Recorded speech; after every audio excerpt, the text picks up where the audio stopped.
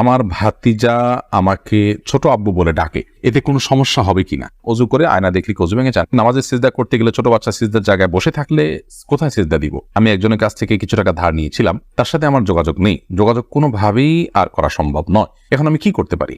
আমার মামাতো বোন আমার বয়সে 5 মাসের বড়, আমি কি তাকে বিয়ে করতে পারবো? পরিবারের সদস্যদের সঙ্গে শান্তি বজায় রাখার জন্য ছোট ছোট মিথ্যা বলা যাবে কিনা? মেয়েদের মাসের একটা নির্দিষ্ট সময় নামাজ পড়তে হয় না, ওই সময় কি নখের নীল পালিশ লাগাতে পারবে? কেউ যদি ঢিলা কুলুপ না করে অজু করে তাহলে কি তার অজু হবে? ফরজ নামাজ শেষে বৈঠকে দুরূদ শরীফ পড়া শেষ করার পূর্বেই ইমাম সালাম ফিরিয়ে ফেললেন, সেক্ষেত্রে আমার করণীয় কি? প্রশ্ন উত্তর দেওয়ার আলোকিত ভবনে আমরা প্রবেশ করি।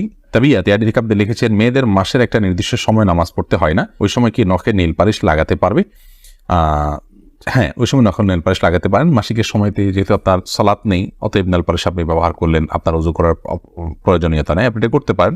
এরপর যখন পবিত্র হবেন তখন আপনি সেখান থেকে নেল পালিশগুলোকে রিমুভ করে আপনি ওযু করে নামাজ পড়লেন, এটা জায়েজ আছে, কোনো অসুবিধা নেই। ইবাদত ইসলাম আপনি লিখেছেন, ওযু করে আয়না দেখলে ওযু ভেঙে যায় না, এতে কোনো ওযু ভাঙে না। আরফাত ফারজান আপনি লিখেছেন, স্বামীর সামনে টিপ লাগালে গুনাহ হবে কি? সৌন্দর্য বর্ধনের জন্য লাগাতে পারেন, কোনো অসুবিধা নেই, সেটি জায়েজ আছে। বিটি রহমান আপনি লিখেছেন, নামাজের সিজদা করতে গেলে ছোট বাচ্চা সিজদার জায়গায় বসে থাকলে কোথায় সিজদা দিব? সেক্ষেত্রে একটু ডানে বামে আপনি সরে সিজদা করতে পারেন, তাতে কোনো অসুবিধা হবে না। একটু এক কদম ডানে সরে গেলেন বা এক কদম বামে সরে গেলেন কিংবা এক কদম পেছে সরে গেলেন, কোনো অসুবিধা নেই। আর যদি কোনোই জায়গা না থাকে তাহলে এক হাতে আলতো করে বাচ্চাকে একটু সরিয়ে তারপর আপনি সিজদা করতে পারেন, কোনো অসুবিধা নেই। আব্দুল করিম পাটোয়ারি লিখেছেন, ফরজ নামাজ শেষে বৈঠকে দুরূদ শরীফ পড়া শেষ করার পূর্বেই ইমাম সালাম ফিরিয়ে ফেললেন, সেক্ষেত্রে আমার করণীয় কি? ফরজ নামাজের শেষ বৈঠকে ইমাম আপনার দুরূদ শেষ করার আগে যদি সালাম ফিরিয়ে ফেলেন তাহলে আপনি খুব দ্রুততার সাথে দুরূদ শেষ করবেন। আর যদি দুরূদ শেষ করতে অনেক দেরি হয় তাহলে সেক্ষেত্রে কোনো একটা স্টেশনে দাঁড়িয়ে সালাম ফিরিয়ে ফেলবেন, আপনার সালাত হয়ে যাবে ইনশাআল্লাহ। অর্থাৎ যে কোনো একটা জায়গায় অর্থবহ হয়, যেমন আল্লাহুম্মা সাল্লি আলা মুহাম্মাদ ওয়া আলা আলি মুহাম্মাদ শেষ করলেন, পরে আপনি সালাম ফিরিয়ে ফেললেন, কারণ এখানে একটা অর্থবহ বাক্য হয়ে গেল। আর যদি শেষের দিকে থাকেন তাহলে দ্রুততার সাথে শেষ করে তারপর আপনি সালাম ফিরিয়ে ফেলবে। এরপরে চামেলি খাতুন আপনি লিখেছেন, পরিবারের সদস্যদের সঙ্গে শান্তি বজায় রাখার জন্য ছোট ছোট মিথ্যা বলা যাবে কিনা? ছোট ছোট মিথ্যা আর বড় বড় মিথ্যা, মিথ্যা সর্বাবস্থায় ঘৃণিত এবং জঘন্য অপরাধ, এটি মৌলিকভাবে করা যাবে না। তবে দুজনের মধ্যকার বিবাদ মেটাবার জন্য যদি মিথ্যা বলতে হয়, একজনের কাছে গিয়ে অন্যজনের ব্যাপারে ইতিবাচক কথা, এমন কোনো কথা বলা যাতে করে তাদের মধ্যে সম্পর্কটা জোড়া লাগে, তো সেটাকে শরিয়া জায়েজ রেখেছে। পরিবারের সদস্যদের মধ্যে যদি এরকম কোনো পরিস্থিতি তৈরি হয় তাহলে সেক্ষেত্রে ওই ধরনের মিথ্যা কথা বলা জায়েজ আছে। এছাড়া আপনি খেয়াল খুশি মতো আপনি মিথ্যা বললেন পরিবারের সদস্যদের মধ্যে তথাগত শান্তি বজায় রাখার জন্য, এটি জায়েজ নয়। বরং সত্যবাদিতার অভ্যাস আমাদের মধ্যে গড়ে তুলতে হবে। মিথ্যা আজ আমাদের রন্ধ্রে রন্ধ্রে ঢুকে গেছে, যার কারণে আমরা আমাদের কেনাকাটা, আমাদের কাজকাম, আমাদের শিক্ষা জীবন, আমাদের শিক্ষকতার জীবন, আমাদের কর্মজীবন, আমাদের জীবনের প্রতিটা ক্ষেত্রে আজ মিথ্যার সয়লাভ হয়ে গেছে। তো এই জায়গায় পরিবারের শান্তি বজায় রাখার নাম দিয়ে আবার তথাকথিত ছোট ছোট মিথ্যা বলার বিষয়টি কখনো অনুমোদিত হতে পারে না। আফসানা শারমিন রোশনি আপনি লিখেছেন, আমার ছেলে 5 দিনের হায়াত নিয়ে দুনিয়াতে এসেছিল, আমার সন্তানকে আমার জন্য সুপারিশ করবে আল্লাহর কাছে? বোন, আপনার সন্তান আল্লাহর কাছে ইনশাআল্লাহ বিদিন আপনার জান্নাতের পথকে সুগম করবে কিয়ামতের ময়দানে, এবং এ ধরনের সন্তান বাবা মার জন্য জান্নাতে অপেক্ষা করবে, এরকম বর্ণনা পাওয়া যায়। যদি আপনি সবর করতে পারেন, আল্লাহ তাআলা আপনাকে সবর করার তৌফিক দান করুন এবং উত্তম দান করুন। মোহাম্মদ মুনতাসির মাহমুদ আপনি লিখেছেন, নামাজে যদি নিজের অনিচ্ছা সত্ত্বেও কোনো দুশ্চিন্তা চলে আসে তাহলে কি নামাজের কোনো ক্ষতি হবে? নামাজের মধ্যে নিজের অনিচ্ছা সত্ত্বেও যদি দুশ্চিন্তা আসে তাহলে সেক্ষেত্রে এই দুশ্চিন্তা ফলশ্রুতিতে একজন মানুষ গুনাহগার হবেন না, বিশেষ করে যদি একান্তই অনিচ্ছায় আসে।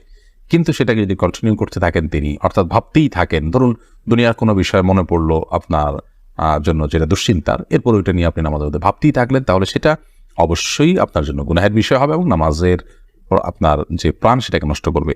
হঠাৎ কোনো দুশ্চিন্তা হলো এবং মুহূর্তের মধ্যে সেটাকে আপনি ভুলে গিয়ে সালাতে মনোযোগী হয়ে গেলেন, তাতে কোনো অসুবিধা নেই, এটা ইচ্ছার বাইরে হয়েছে।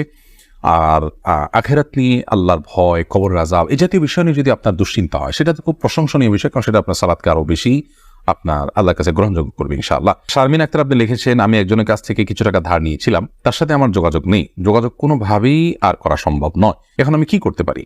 আপনি যদি তার সাথে যোগাযোগের কোনো সুযোগ না থাকে এবং যোগাযোগের কোনো সম্ভাবনা না থাকে তাহলে সেক্ষেত্রে ওই টাকাটা কোনো গরিব দুঃখীকে দান করে দিবেন তার তরফ থেকে, অর্থাৎ তার তরফ থেকেই ডোনেশন করে দিলেন, দান করে দিলেন, সবটা তার আমল নামায় যুক্ত হলেন, মাধ্যমে ইনশাআল্লাহ আপনি দায়মুক্ত হওয়ার চেষ্টা করতে পারেন। হাবিব রাজ আপনি লিখেছেন, আমার মামাতো বোন আমার বয়সে 5 মাসের বড়, আমি কি তাকে বিয়ে করতে পারবো? দেখুন, যিনি বয়সে বড় তার সাথে বিবাহ বন্ধনে আবদ্ধ হওয়া মৌলিকভাবে জায়েজ আছে, এটি কোনো নাজায়েজ বা হারাম কোনো বিষয় নয়।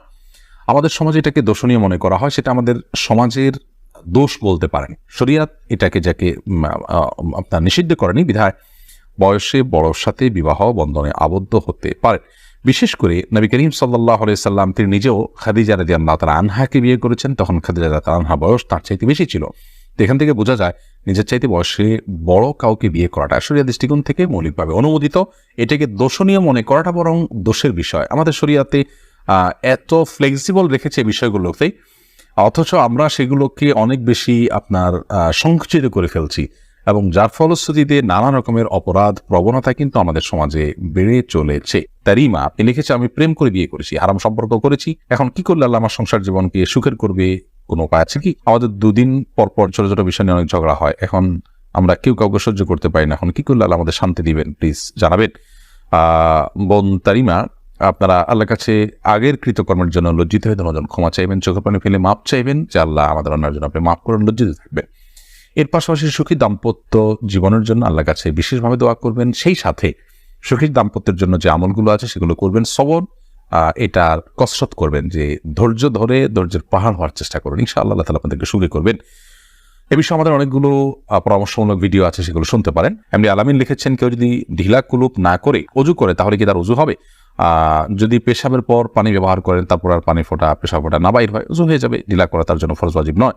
আর যদি আশঙ্কা থাকে তাহলে সেক্ষেত্রে আশঙ্কা দূর করা পর্যন্ত তিনি অপেক্ষা করা বা যেভাবে হোক এটা করা উচিত। তবে ঢিলা কুলুপ না করে পানি ব্যবহার করলেও পবিত্র হয়ে যাবে, অজু করলে নামাজ হয়ে যাবে। আরফাত ফারজান আপনি লিখেছেন, আমি নামাজ পড়ার সময় আমার ছোট বাচ্চা নামাজের সামনে হাঁটাহাঁটি করে, এদিকে ওর বা আমার কোনো গুনাহ হবে না, এতে গুনাহ হবে না। মাহিদুল ইসলাম সুবর্ণ আপনি লিখেছেন, একটি মেয়ের গর্ভের সন্তানের 3 মাস হওয়ার আগেই গর্ভের বাচ্চা নষ্ট করে ফেলে, তাহলে কি সে গুনাহগার হবে?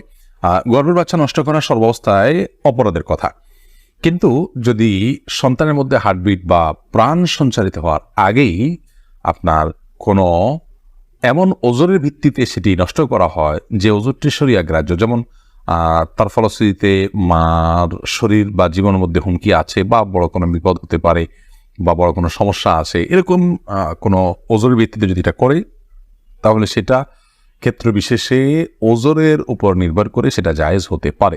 আর এমনিতে মনে চাইলো আর সন্তান নষ্ট করে ফেললো সামান্য ঠনক অজুহাতের ভিত্তিতে, এটি জায়েজ হবে না, এর ফলশ্রুতিতে মানুষ গুনাহগার হবে। জোস মাসুম মামুন এআইডি থেকে আপনি লিখেছেন, আমার ভাতিজা আমাকে ছোট আব্বু বলে ডাকে, এতে কোনো সমস্যা হবে কিনা? দেখুন, আপনার ভাতিজা যদি আপনাকে ছোট আব্বু বলে ডাকে তাহলে সেক্ষেত্রে মৌলিকভাবে কোনো অসুবিধা নেই, কারণ আমাদের দেশে অনেক এলাকাতে চাচাকে ছোট বাবা বলা হয়। ছোট বাবা বলা হয় এটা রূপক অর্থে, তাকে সত্যিকারের পিতা মনে করে বাবা বলা হয় না।